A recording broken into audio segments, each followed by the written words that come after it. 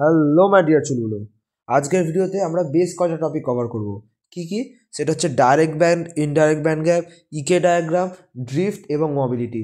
চল এই কটা টপিক আমরা খুব ডিটেলসে বুঝে নিই। এবার ক্ষেত্রে ইকে ডায়াগ্রামে আমাদের এক্স অ্যাক্সিস ধরা হচ্ছে ই, ওয়াই অ্যাক্সিস ধরা হচ্ছে কে। ইটা কি? ই হচ্ছে এনার্জি, কে হচ্ছে ওয়েভ নাম্বার। পি কি? পি এর পরবর্তীকালে আমরা ছোটোবেলা থেকে জানছি equal to half MV square হয়। Equal to half MV square, আমরা ওপর নিচে একটা করে এম গুণ করছি, এম স্কোয়ার ভি স্কোয়ার, তলায় হচ্ছে 2m। এবার আমরা জানি P equal to MV, P কি? Momentum. P equal to MV, তাহলে P square equal to M square V square. তাহলে আমরা এখানে এম স্কোয়ার ভি স্কোয়ারের জায়গায় পি স্কোয়ার বসাতে পারি। Just put it, M square V square P square বসালাম, তাহলে পি স্কোয়ার বাই 2m। আবার আমরা জানি P equal to H cut K. এবার P equal to H cut K, তাহলে P square equal to H cut square K square. P স্কোয়ারের জায়গায় H cut square K square বসালাম by 2m, তাহলে K square equal to 2m by H cut square into E. Okay, H cut কি? H cut কি? H cut হচ্ছে H by 2 pi. H কি? Planck constant. M হচ্ছে কি? মাস of electron.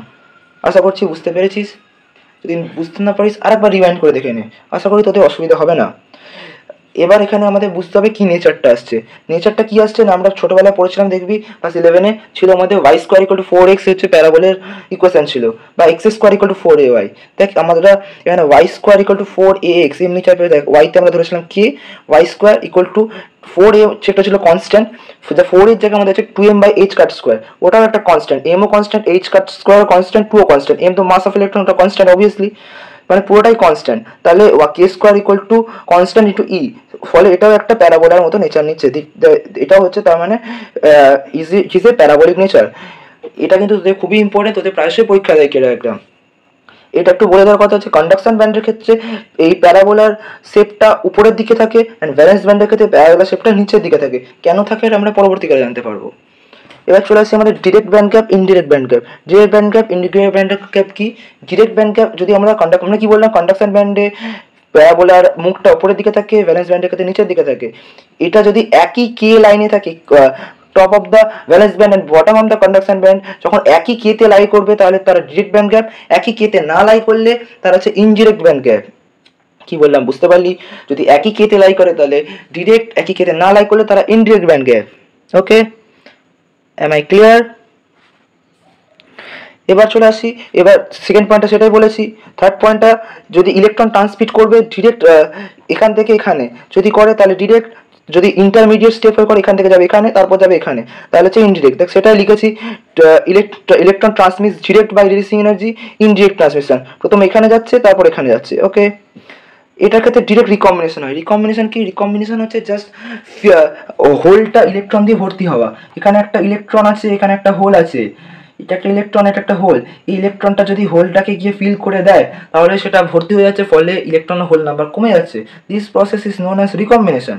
এটার ক্ষেত্রে ডিরেক্ট রিকম্বিনেশন হচ্ছে, এটার ক্ষেত্রে ইনডাইরেক্ট রিকম্বিনেশন হচ্ছে। ওকে, এর এফিসিয়েন্সি বেশি, আমরা দেখতেই পাচ্ছি একেবারে হয়ে যাচ্ছে, অর্থাৎ এফিসিয়েন্সি আরও অবশ্যই বেশি। এর ক্ষেত্রে দুবারই হচ্ছে, ফলে এফিসিয়েন্সি কম। এর একটা উদাহরণ কি হচ্ছে সিলিকন, এটার ক্ষেত্রে হচ্ছে গ্যালিয়াম আর্সেনাইড। এর একটা উদাহরণ হচ্ছে গ্যালিয়াম আর্সেনাইড। এর পরবর্তী টপিক আমরা কি পড়বো না, ড্রিফট কারেন্ট। ড্রিফট কারেন্ট কি? Drift current is a current flows due to applied electric external electric field. এটা আমরা সহজ ভাষা বুঝি, এটা কি? ড্রিফট কারেন্টটা কি? ড্রিফট হচ্ছে যে ধর তুই পড়তে বসতে চাইছিস না, তোর মা বাবা তোকে জোর করে পড়তে বসাচ্ছে, তোর মা বাবা যেটা এক্সটার্নাল ফোর্স দিচ্ছে সেটা হচ্ছে এক্সটার্নাল ইলেকট্রিক ফিল্ড, তার জন্য তুই যে উঠে গিয়ে পড়তে যাচ্ছিস সেটা হচ্ছে, সেই ভেলোসিটিটা হচ্ছে drift velocity, VD. For drift velocity কারণে যে কারেন্ট ফ্লো করছে সেটা হচ্ছে drift current. That's it. VD equal to mu. Mu কি? মোবিলিটি। মোবিলিটি কি আমরা জানছি একটু পরে। ই হচ্ছে electric field. VD equal to mu, এটা আমরা জানি। এবার আই ইকুয়াল টু হয় N E A into VD. N কি? ইলেকট্রনের নাম্বার, ই হচ্ছে ইলেকট্রনের চার্জ, এ হচ্ছে এরিয়া, অ্যান্ড ভিডি হচ্ছে ড্রিফট ভেলোসিটি। ভ্যালু বসিয়ে দিয়ে ভিডির জায়গায় মিউ ই বসালাম, তাহলে I equal to N E A into mu E পেলাম। যে আই বাই এ মানে যে, that is current density. J equal to current density equal to I by A, তাহলে J equal to N E into mu E. Okay, এই অবধি আশা করছি তাদের খুব একটা অসুবিধা হয়নি। যদি অসুবিধা হয় প্লিজ রিওয়াইন্ড করে দেখে নে, আশা করি অসুবিধা হবে না। ড্রিফট কারেন্ট ফর হোল কি হবে না, JP equal to P into Q into mu E. Okay, কি হলো না, আমরা বারবার বলছি যে ইন্ট্রিনসিক এক্সট্রিনসিক হলে ইলেকট্রন আর নাম্বার আর হোলের নাম্বার ইকুয়াল নয়, তার জন্য তাদেরকে আমরা আলাদা করে লিখেছি, একটা পি একটা এন। হোলের নাম্বার পি, এন হচ্ছে ইলেকট্রন নাম্বার। ওকে, দুজনকার চার্জ কিন্তু সেম, ইলেকট্রন আর হোলের চার্জ অবশ্য সবসময় সেম, দুটোই আমরা লিখেছি কিউ দিয়ে, মিউ ই তো সবার ক্ষেত্রে সেম, দুটো একই লিখেছি। তাহলে টোটাল ড্রিফট কারেন্ট কি, J equal to JP plus J, just দুটোকে যোগ করলাম, কিউ মিউ কমন নিলাম, তাহলে পি প্লাস এন। ওকে, এবার আগে বললাম মিউ মোবিলিটি কি, মোবিলিটিটা বলে দিই।